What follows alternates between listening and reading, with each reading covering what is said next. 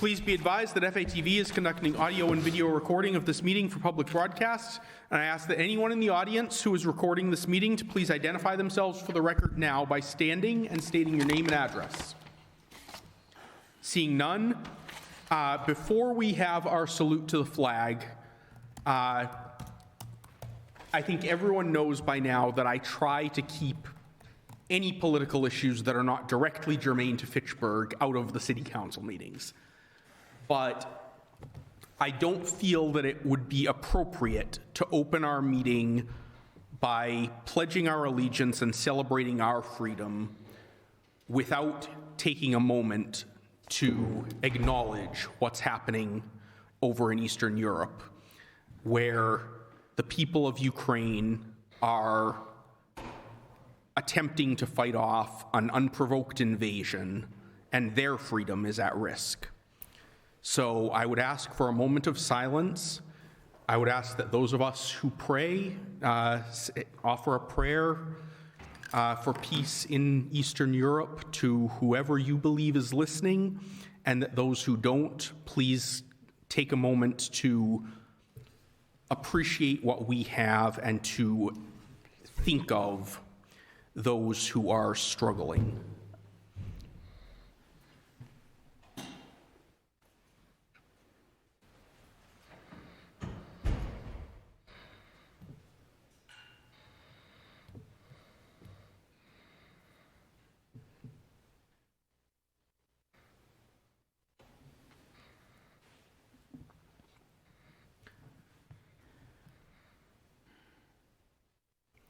Thank you.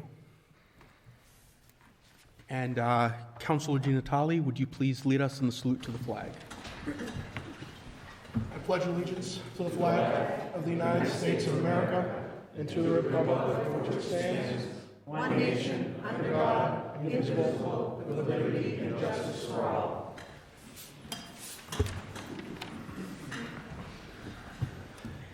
Madam Clerk, would you please call the roll? Councillor DiNatale. Here. Councillor Fleming. Here. Councillor Green. Here. Councillor Schultz. Here. Councillor Squalia. Present. Councillor Van Hazinga. Here. President Zarella. Here. Councillor Boschman. Here. Councillor Kuchar. Here. Councillor Cragen. Here. Councillor Cruz. Here. Thank you. The public had been advised to contact the city clerk's office regarding any comments of no more than 2 minutes. None have been brought to our attention. If there is anyone in the audience who would like to address the council on any item on the agenda, you may approach the center podium. Please state your name, address, and the agenda item on which you wish to speak, and you may address the council for not more than 2 minutes. Hi, my name is John Kimball. I represent Unitil. I would like to speak on 02922. So this is regarding the public hearing. Yes.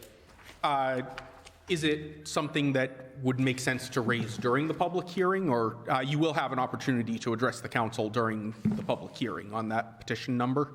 Okay. Do you want me to just wait for that, or? Sure. We'll try to get that taken care of as quickly as possible. Okay. And you will definitely have a full opportunity to explain your petition. And Can't we ask for suspension of the rules? I don't think he wants to wait here all night. I will request a suspension of the rules once we get to that point.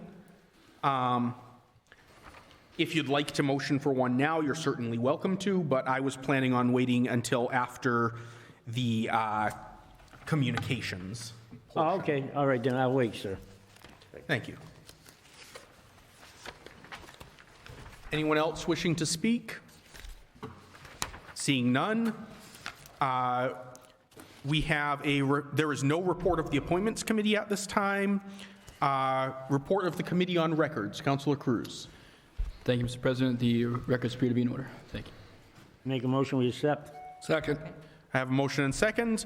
If there is no objection, we'll take this under unanimous consent. Seeing none, it is approved. Communications from His Honor the Mayor. Appointment letters held from February 15th. Reappointment, Fitchburg Historical Commission, term to expire February 1st, 2025, of Ms. Ellen DiGeronimo. term to expire February 1st, 2025, of Mr. Donald Ostrowski, and a new appointment to the Fitchburg Disability Commission, term to expire March 1st, 2025, of Ms. Marshall D. Hainison. Those will be sent to appointments. New appointment, two new appointments of full-time police officers for the city of Fitchburg, with the oath of office to be, Well, I don't think they're here, so oh, I'm not sure if they're here. they are not present this evening, so just send that to appointments. And then they can get sworn in. So those do not require a vote. And then we have the CDBG block grant year 48, which will be sent to finance. And a communication from the Pension Reserves Investment Management Board, which will be placed on file if there is no objection. Seeing none. Before we take the report of the Finance Committee, I would like to request that we entertain a motion for suspension of the rules for the public hearing. So be, Second? I have a motion and second. Madam Clerk, would you please call the roll for a 2/3 vote? Counselor Di Natale. Yes. Counselor Fleming. Yes. Counselor Green. Yes. Counselor Schultz. yes. Counselor Squalia. Aye. Counselor Van Hazinga. Yes. President Zarella. Yes. Counselor Boishman. Yes. Counselor Kucher. Yes. Counselor Cragan. Yes. Counselor Cruz. Yes. That is unanimous. Thank you. So we will take 02922, public hearing for Unitil for a new pole number 4251, approximately 1,185 feet west of Oak Hill Road and 1,120 feet east of Franklin Road, out of order. I now declare the hearing open. And Thank you may you. present your petition. Good evening, John Kimball, representing Unitil. Yeah, as you stated, pole 4251 would like to put on Fitchburg property, and then after that, the customer is going to go underground. So we just need to put that pole there so that they're able to go underground from that point. Mr. President, it makes me very happy. I'm going to make a motion we accept. We do have to go through the procedure of the public hearing first, but I am very glad to hear that. And you will have an opportunity to make your motion shortly. Are there any additional questions or comments by councilors? Seeing none, is there anyone in the audience wishing to speak in favor of the petition? Anyone in opposition? I believe we did have one person on Zoom who wished to speak on this matter. FATV, if you'd like to patch them in now, they can certainly speak at this time. They never showed up. Okay, thank you. All right, we have no one on Zoom wishing to speak on this matter. If all have been heard, I declare the hearing closed, and the matter is before the council. Make a motion we accept 2922. Second. I have a motion and second to accept petition 2922. If there is no objection, we'll take this under unanimous consent. Seeing none, it is approved. Thank you. Thank you very much. Thank you for taking me out of order. I appreciate it. No problem. Anytime. Have a great evening. You too. Okay, report of the Finance Committee. Councilor Di Natale. Thank you, Mr. President. Finance met last Tuesday, February 22nd, and took up the following. 1922 was adopted unanimously to accept a gift of $2,556 from the estate of Ida S. Racinen for the provision of recreational youth sports programs in the city parks. 2022 was adopted unanimously to transfer $400,000 from reserve for snow and ice removal and credited to DPW snow and ice for equipment rental and salt. 2222 was adopted unanimously to transfer $40,000 from police personal services patrolmen to the following accounts: police equipment repair, gas and oil, and police maintenance of buildings repair and care. 2322 was adopted unanimously to accept the grant from the Mass Executive Office of Public Safety and Security, Shannon Community Safety Initiative, for $416,812 for the purpose of reducing gang and youth-related violence. 2422 was adopted unanimously to authorize the superintendent of schools to submit to the Mass School Building Authority a statement of interest for Longstreau Middle School for the replacement of its 2 boilers. 2522 was an order to appropriate $480,000 from available funds and credited to employee benefits COVID premium pay. The committee voted 3-2 not to adopt that. And last but not least, the committee took up a lengthy discussion on the proposed budget for the American Rescue Plan Act funds, which amounted to $15.5 million. And the projects were in your packets. Every project was approved unanimously by the committee. Make a motion to approve the committee's report for 01922 through 02422. Second. I have a motion and second to approve the committee's report up to 02422. Speaking on the motion, if there is no objection, we'll take this under unanimous consent. Seeing none, those items are approved. Move to accept the committee's report on 2522. Second. Second. I have a motion and second to accept the committee's recommendation on 2522. Speaking on the motion. Mr. President, Go ahead. I think this was discussed at some length at the Finance Committee meeting, but I just do want to reiterate that I'm very grateful of the work that our city employees have done during the COVID epidemic. This has not been an easy 2 years. People have had to adapt, and there's been plenty to do. And I do think it's a small token that the city can take to say thank you and to award this premium pay to the city workers. I applaud the mayor for putting it forward to the council's consideration. I'm disappointed the city council, the finance committee did not vote to recommend approval of this, but I still think we should. Thank you. Councilor Gianatali. Thank you. I was one of the 3 members that voted against this. The logic that was provided to us, I believe, was too simplistic, and it was the mayor's attempt to do an end around the difficult task of figuring out who gets what and how much out of the ARPA budget. This just paints everything with a broad brush. Everyone gets the same amount. Doesn't matter what they did, doesn't matter where they were. That is not the purpose of COVID premium pay. If you look at the ARPA regulations, of which the mayor chose not to use the money for, it states quite clearly that employees like those who teleworked, they're not eligible. Yet this will give it to everybody in the city, everybody, even those who did not assume any added risks because of the pandemic. So the avenue the mayor is taking here is one that is the path of least resistance, because if we go through the ARPA guidelines, a lot of employees will not be eligible. Many will be. But in my opinion, it's a safer route because that's what the federal government intended for that money to be used for. If we go through free cash, we are setting our own rules, as this is an example of. So the reason why I voted against this was, first and foremost, I do not believe everyone is deserving of COVID premium pay. I do not believe people deserve more than others. I'm sorry, I don't believe everyone deserves premium pay, and I certainly don't believe everyone deserves the same amount. In the interest of fairness and equity, to me, that's not fair and that's not equitable. It's trying to please everyone, and it's going to do the opposite. There's going to be people who are still going to be upset.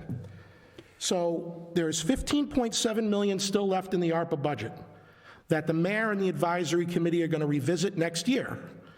The mayor at that time can decide if he wants to use some of that money for premium pay. He can bring it before the council as a proposal. He also can decide not to do it at all. He also can decide, well, I'll do it from free cash, but for me to be a yes vote on either the ARPA or the free cash route, it cannot be across the board to everyone. That is not the intent of this money. And I'm not going to play God and pick and choose who's worthy and who's not. It should go without stating that everyone who works for the city is appreciated. for what they do. I myself, as a private sector worker, I was one of those people who worked from home for 5 months in the comfort of my own home. I didn't take any risks. I didn't get any premium pay, nor do I deserve it. And a lot of taxpayers in this city didn't get any either, who were deserving of it. And the federal government really drives me crazy because they put this fig leaf out there and they tell us to worry about the details.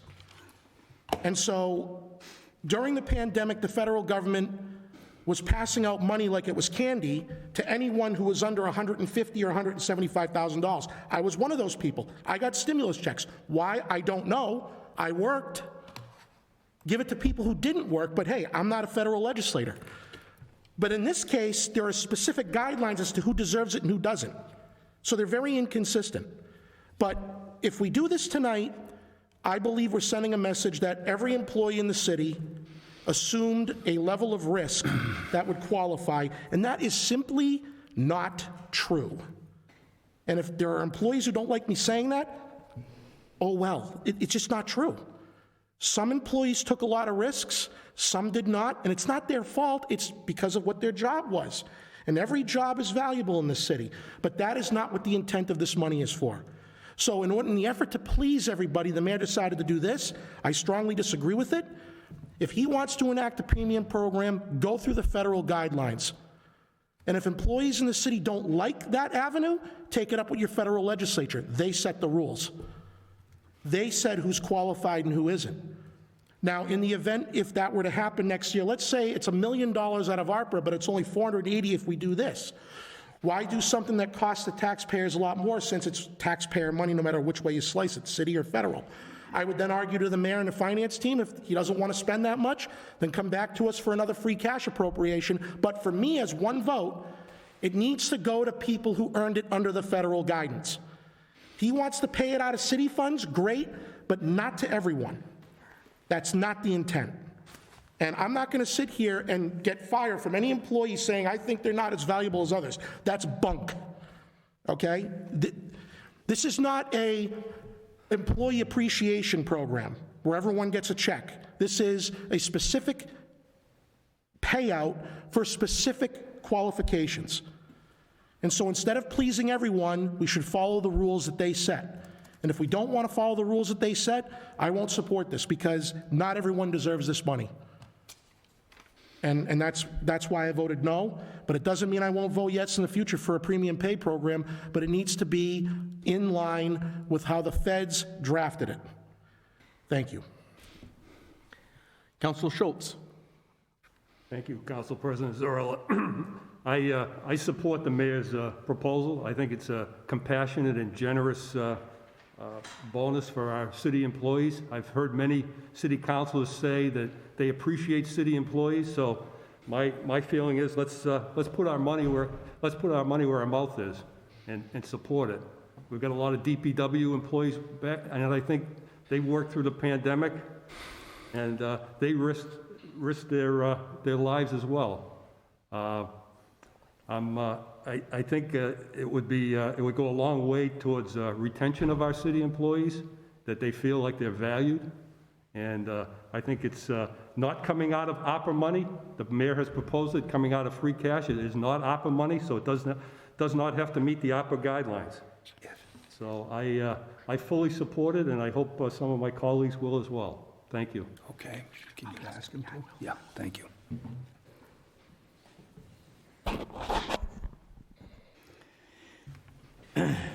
Councilor Squalia.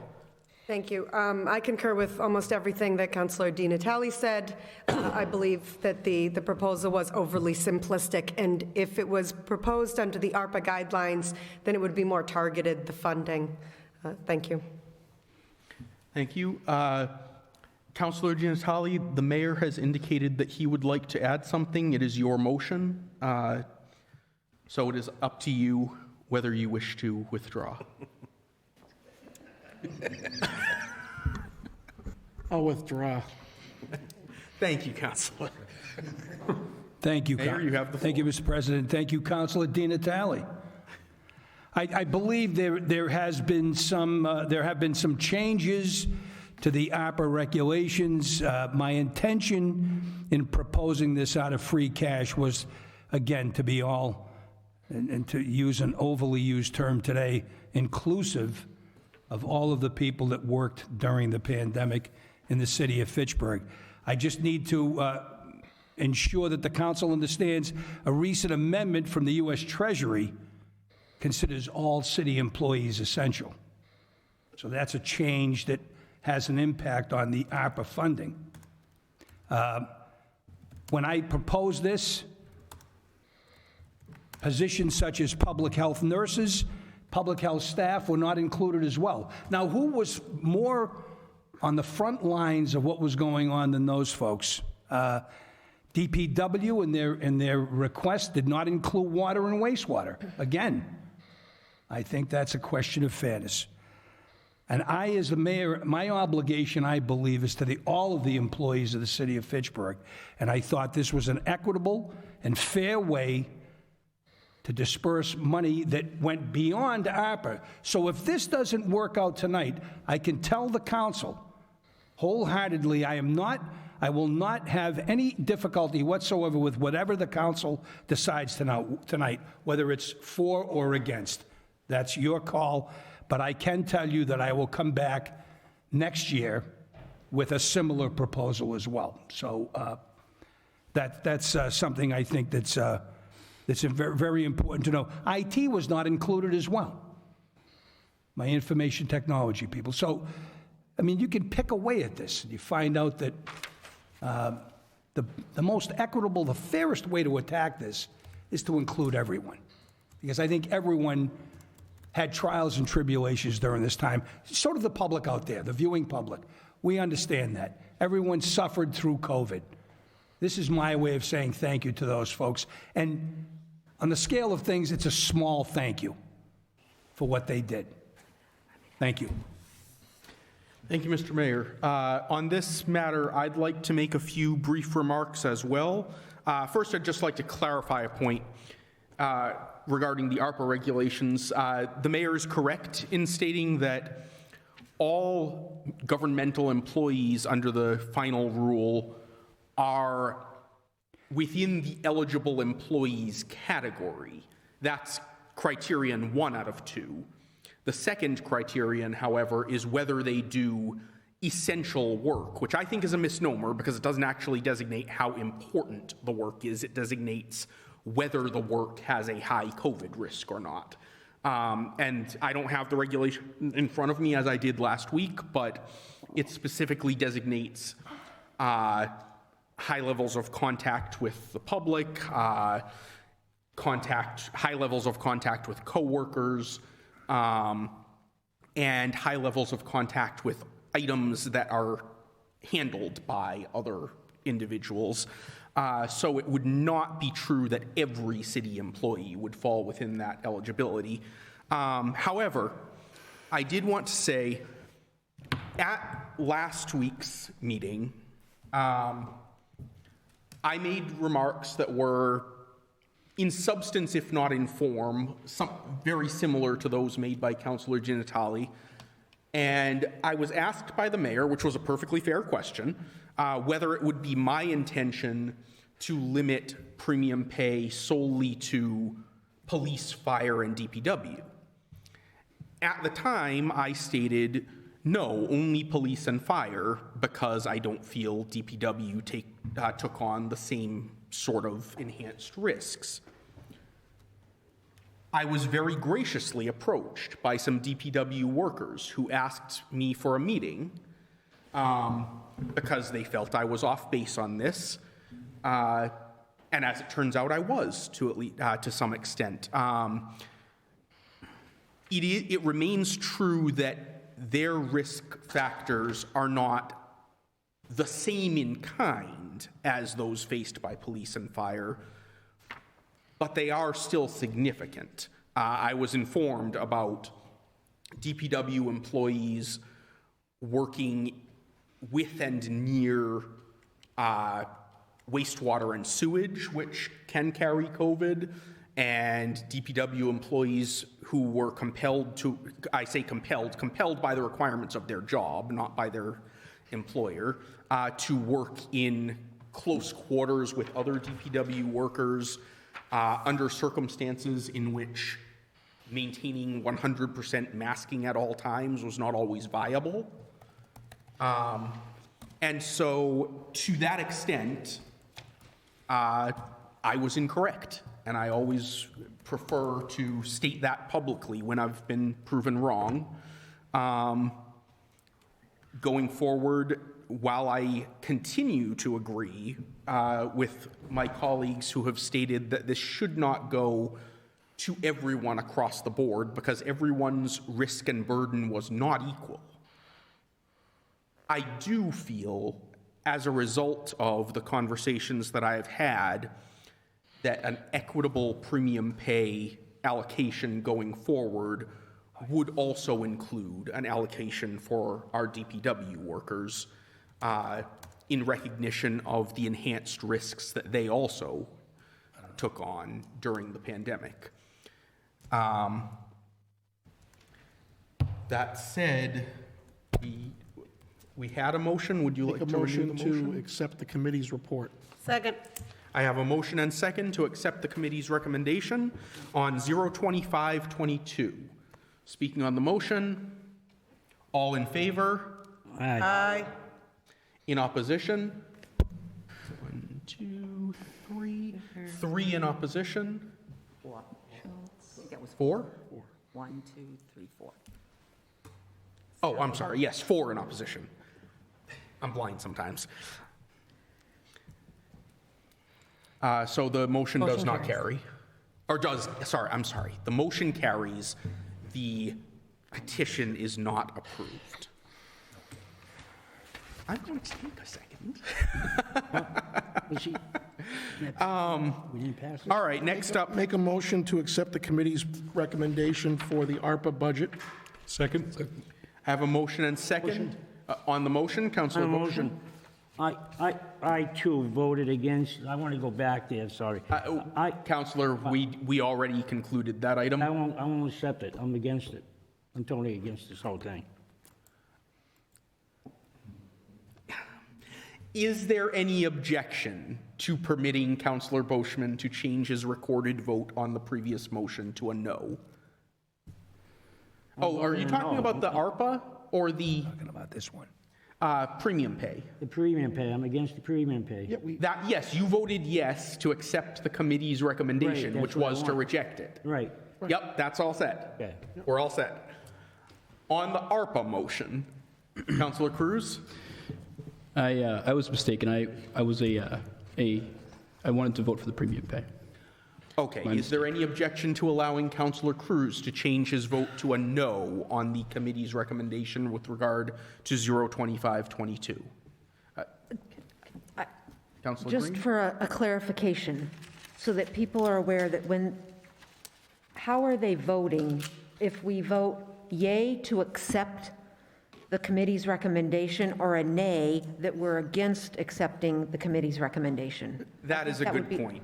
For I clarification. would entertain a motion for reconsideration on So moved. the earlier So motion. moved. All right, motion for reconsideration. Unfortunately, we do, can I take that under unanimous consent? Question on the motion.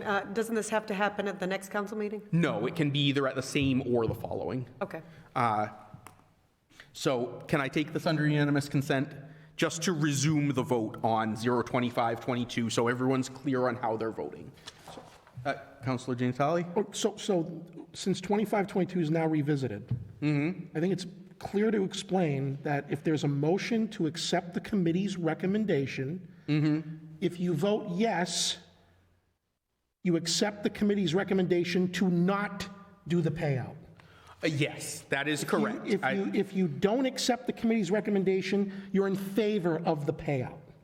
Yes, so We voted to not do the payout. So if you vote yes, you agree we shouldn't do the payout. yes, it is somewhat confusing, and I would suggest to my fellow councilors that in future instances, if we're taking a single item out of committee, and it happens to be one that the committee rejected, that we make a motion on the underlying petition rather than on the committee's recommendation. Okay, so- But in this case, we have a motion to reconsider, which can only be on the vote that was already taken. Okay. So let me just make this very clear so we can vote and move on. And we'll do it by roll call just to make sure everything's done clearly. A yay vote accepts the recommendation of the committee and rejects the petition. A nay vote rejects the recommendation of the committee and is in favor of the petition. That said, Madam Clerk, would you please call the roll? Councillor Green. Yes, I need to recuse myself from this vote. Oh, okay, yes.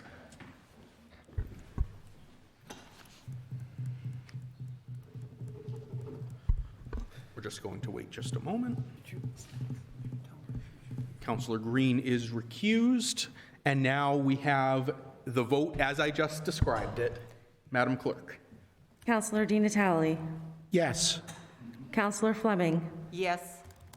Counselor Schultz. No. Counselor Squalia. Aye. Counselor Van Hazinga. No. President Zarella. Yes. Counselor Boishman. Yes. Counselor Kucher. Yes. Counselor Cragan. No. Counselor Cruz. No. The motion passes. Okay, the motion passes to accept the recommendation of the committee, which is to reject the petition. Now we have before us the ARPA budget. Make a motion to accept the ARPA budget. Should I say committee's recommendation this time? or You should I can just- do it either Okay. way, considering the committee voted Well, unanimously to accept. I only say, okay. Motion to accept the $15.5 million ARPA budget as submitted. Second. I have a motion and second to accept, just a moment. I have a motion and second to accept the ARPA budget as submitted. On the motion. On the motion. Councillor Boishman. On the And we're motion. going to wait just, I'm sorry, Councillor Green, I forgot to have you called back in. I apologize. It's all right, I can go home. So on the motion, Councillor motion. Boishman. I just want to say one thing. I want to talk about the motion. There's a couple items I want to talk. I'm going to pass it. I'm not arguing about passing, but I want to make it very clear because there was two things I talked about quite a bit. And the first one was F. Number F on there, that was marked, $413,000. For the young rookies on this council that wasn't born in 1968, I just want to tell you that Clegon in 1968 started the Clegon Neighborhood Center. It was started by a bunch of people in the neighborhood. One of them was John Kidder, Norman Babineau, Mark Babineau, and some others. That's how the Clegon neighborhood was started. It was in business for over 40 years. Over 40 years. Mark came in 2017 because the center had financial problems. They were closed for a year and they cut back a lot of the programs. Then they come back and they change and they get money from the state to make it a center and they name it after Adrian Ford. Well, the people in my ward are very upset because Adrian Ford had nothing to do with Clegon. Point of order. Point of order. Councillor, not a Councillor, order. Councillor. Point of order. A point of order has been called. The chair needs to rule on it, not the councillor it's called upon. And you are going very definitely off the topic of the appropriation that The is. appropriation, sir, they had me over a barrel. That's why I had to accept it, because it's going to affect the Councillor, Clegon neighborhood. you're free to vote against it this time around if you like. I'm not gonna vote But we can only against it. discuss what's actually in front of us, not everything else that has been done by the organization that is applying for funding. And then I want to talk about M, Pittsburgh State College. They're right here. And I'm not against Pittsburgh State College and their expansion. Yes, you are. But what I'm still saying, and I maintain what I say, that they should be working partner with the city to see if we can get 40 students to go to that school for Point free. of order again. Every It's year. off topic. Councillor, It's not the as- topic we should be talking about. Yes, thank you, Councillor. It sustained. Councillor, please, we had this discussion before. Please stay to the the actual line item. We can talk about the university generally in another context.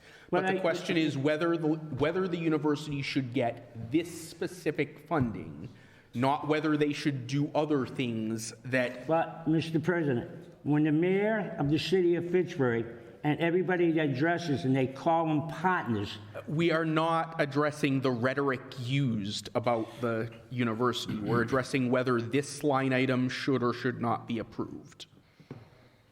well, I told you I wasn't going to vote. I'm voting for it all. I voted for the last time. I wouldn't do that. All right. I just wanted to speak to you about why I was doing what I was doing. All right. Well, we are all set on that. Councilor Di Natale. Thank you. I just had some clarifying questions I wanted to ask for the public's benefit. I know some of this may be repetitive. We have a motion. Oh, sorry. I'm getting confused with all of the point of orders. Okay, I just wanted to say that there was a lot of fruitful discussion in the committee meeting on all these items. I don't know yet if the public fully appreciates this first round in terms of what it does. There is a considerable amount of money in here for water and wastewater projects, which is less money that we rely on them to pay through their water and sewer rates. There is $6.5 million in here for the library, which I believe, I'm going to say this going on a limb without being able to ask a question, that this all but guarantees the project will start. There's no need for private fundraising, because a little bit, or just a little bit. But it used to be millions of dollars, and that's been significantly reduced to make this project very, just as close as you can get to a reality. It's the closest we've ever been. Because I want to say 7 or 8 years ago, maybe even 10, when this was first proposed, I was one of those skeptical counselors with former Councilor Joseph that this was even going to happen, because at the time, the library had to raise I want to say 7 or 8 million, maybe even more. And I said, they're not going to do that. Let's be realistic, because I'm not an optimistic individual. So what this does is significantly reduces that. So from this pile of money that the feds have given us, we're going to have a new library facility in downtown. We're going to have the theater block renovation. We're going to have the art colony, a reality starting next year. And the one thing I wanted to say about the university is it was discussed at the meeting about the university funding. I just wanted to point out that for many years, the university has been labeled as an ill in our city because they don't pay property taxes, even though that's... Point of order, Council President. Counselor. Point of order. Yes, I hear you both, and yes, as I said to Councilor Boschman, we aren't here to talk about the generalities of whether the city is good, whether the university is good for the city or not. We're here to talk about whether they should get funding for this line item. So this line of funding makes downtown's revitalization more of a reality. It didn't need to be made more of a reality. It was always a reality, but there's still some skeptics out there because they want to see tangible results. They want to see shovels in the ground. This money will further our means to that end, and it covers a whole swath of items for this downtown. And I am very excited for what this downtown will look like in 2025, 2026, with all these projects coming to fruition.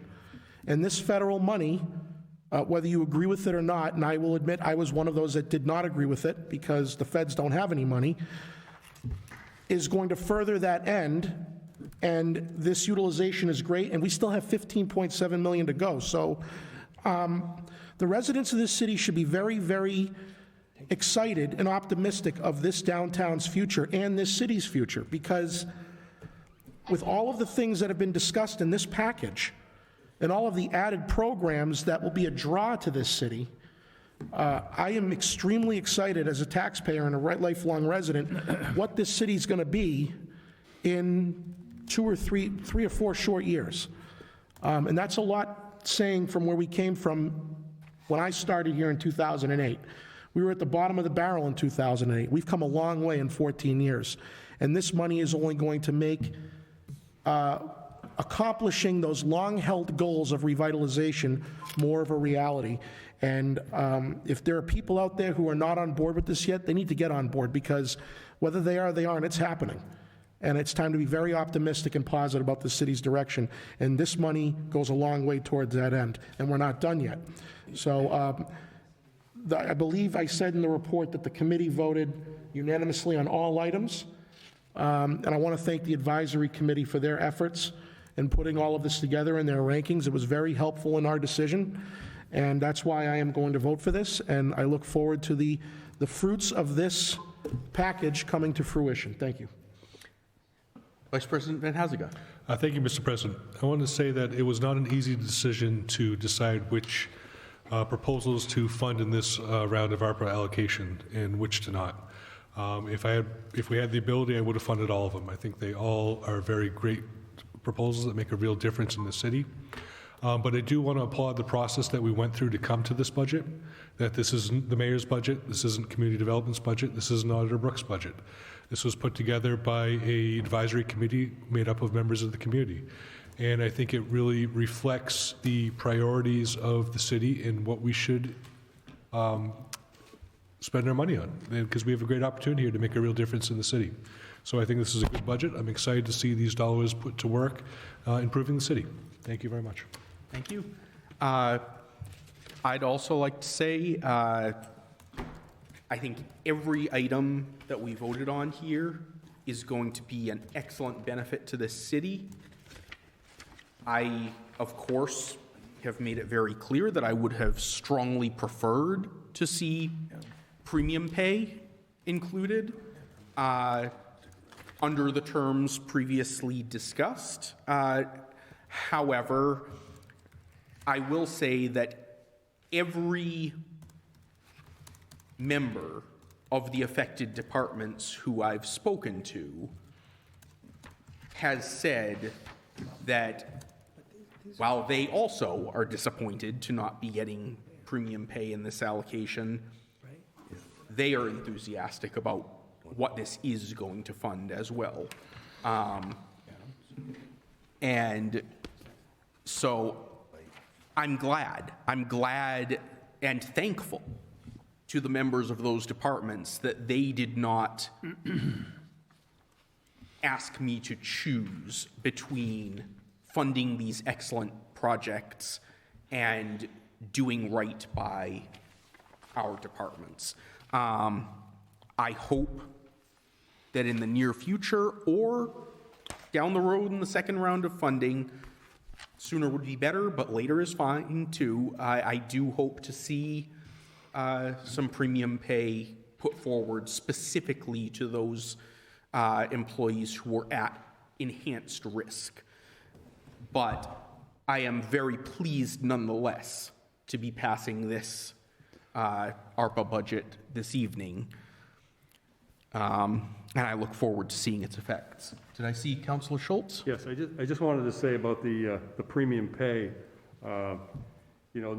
Next year, when we have 15.7 million, I don't know if it's going to make any difference if we propose it again, because if we keep the same rankings, I don't think it'll be part of the package. So I'm kind of disappointed that it's not here, or that we didn't pass the mayor's proposal earlier. Thank you. Thank you. Anyone further on the motion? Councilor Cruz. Thank you, Mr. President. I want to echo those sentiments from Councilor Schultz and also Councilor Van Hazinga about the process that went underway for this. It was very transparent. It was an advisory committee, a diverse one, and as disappointed as I am to not see premium pay included, I'm not willing to hold this up in a political standoff, but I am going to fight for it on round two. I yield the floor. Thank you. Thank you. All right, if all have been heard, all in favor? Aye. Aye. Any in opposition? Seeing none, it is unanimous. Thank you very much. Next, we have orders, finance, 03022, ordered that the City of Fitchburg hereby approves the expenditure of funds from the Community of Foundation of North Central Massachusetts grant in the approximate amount of $30,000 for the purpose of said grant, which is to provide outreach services to the homeless population in the city. And 03122, ordered that the City of Fitchburg hereby approves the expenditures of funds from the Commonwealth of Massachusetts Department of Housing and Community Development grant in the approximate amount of $100,000 for the purpose of said grant, which is to provide outreach services to the homeless population. Those will be sent to finance. Move 3222 be sent to finance? I believe 3222 is more of an economic development item, but you certainly would be. No, you're correct, Mr. President, that's an economic development item. Yeah, I saw a memorandum of agreement and I skipped ahead. Yeah. Usually it's No, involving that's host completely fees or something. understandable. Yeah, okay. Yeah. That usually would be correct. Yeah. I Make a just motion want to send it to economic development? I'd just like to briefly, oh, never mind, I assume not. I was going to ask if there was going to be any request for suspension on this, or, no, okay. Did you have something to add before we have a? Being sent to committee, so I thought it was being voted on tonight, that's why I was. Oh, that's why I'm asking if you'd like suspension. I mean. Move to send 03222 to economic development. Second. All right, I have motion, at least one motion and second to send to economic development. If there is no objection, it is assigned to economic development. Then we have two for city property, 03322, Tom Skorowski, Executive Director of Community Planning and Development, to request the City Council declare the following parcel as surplus property. Actually, these are both to declare surplus property, 33 and 34. One is 50 Granite Street, Assessors Map 8260, and the second is 0 Sawmill Pond Road, Assessors Map S5360. Those both stand referred to city property. And I have one announcement. Ward 1 City Councilor Bernie Schultz is holding a Ward 1 community meeting on Monday, March 14th, 2022 at 6:30 p.m. here in the Legislative Building. Building Commissioner Mark Barbadoro, and I believe you said this was being changed. It was going to be Gary Withington? Yes, Superintendent of Streets, Gary Withington. Yeah, and they will make presentations and then answer questions. And, actually, I don't have it written down, so I'm going to just ask Councilor Kuchar to. We will also be having on March 10th, we will be having a Ward 3 meeting here in the Legislative Building between 6 and 7, and a representative from the Police Department as well as the DPW will be here. Thank you, and I apologize, Councilor, I just didn't get that on my You're text forgiven. here. You're forgiven. Move to adjourn. One more. One more. Thanks. The annual dog license awareness poster contest will close this Friday. This is open to all students in Fitchburg Public Schools. The nominations will be judged by a consortium consisting of the police chief, the animal control officer, and members of Be Positive and Friends of Fitchburg Dogs. So this is to really remind our residents that it is critical that they get their dogs licensed, which means getting them rabies shots, and that will help keep our animals safe. Recently, a cat came across my uncle's doorstep, and the cat had been ill with rabies. So there is rabies. And we look forward to seeing the children's artwork. Thank you. Thank you. Move to adjourn. Second. I have a motion and second to adjourn. If there is no objection, we are adjourned.